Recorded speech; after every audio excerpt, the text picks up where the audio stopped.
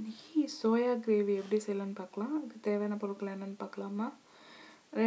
ரெண்டு பெரிய வெங்காயம், கொத்தமல்லி, கருவேப்பிலை, மிளகாத்தூள் 2 டீஸ்பூன், மஞ்சத்தூள் 1 டீஸ்பூன், முந்திரி ஒரு 6, தேங்காய் 2 பத்து, இஞ்சி பூண்டு 6 பூண்டு, இஞ்சி 1 பட்டை.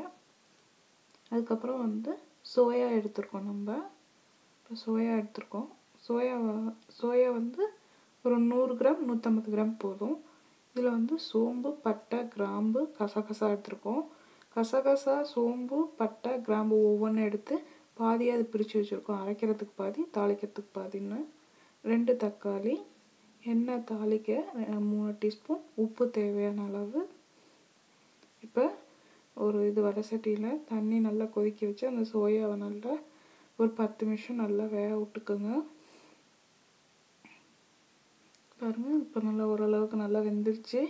கட் பண்ணி பாருங்கள். அப்படி இல்லை பாதியாக கட் பண்ணி போட்டுக்கிறனாலும் பாதியாக கட் பண்ணி போட்டுக்கோங்க. இப்போ ஒரு வடை சட்டியில் எண்ணெய் விட்டு சோம்பு, பட்டை 1, கிராம்பு 2 போட்டு தாளிச்சிருக்கோம். அதில் வெங்காயத்தை போட்டு நல்லா வாட்டிக்கலாம். உப்பு போட்டு நல்லா வாடினதுக்கப்புறம் தக்காளி போட்டுக்கலாம். தக்காளி நல்லா வாடினதுக்கப்புறம் பச்சை மிளகா, கருவேப்பிலை போட்டு நல்லா வாட்டிக்கலாம். நல்லா வாடினதுக்கப்புறம் இந்த சோயா வேக வச்சது இதில் போட்டுக்கலாம். போட்டு நல்லா பெரட்டி எல்லாம் நல்லா அந்த மசாலா கிளற மாதிரி இது பண்ணிவிட்டு அதில் கொஞ்சம் தண்ணி விட்டு கொதிக்க விடலாம்.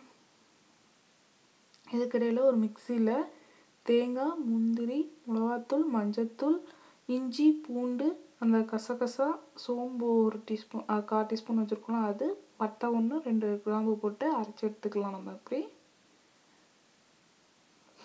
அரைச்சி எடுத்து இப்போ நல்லா இது கொதி வந்தோடனே அந்த மசாலாவை இதில் ஊற்றிடலாம். நம்ம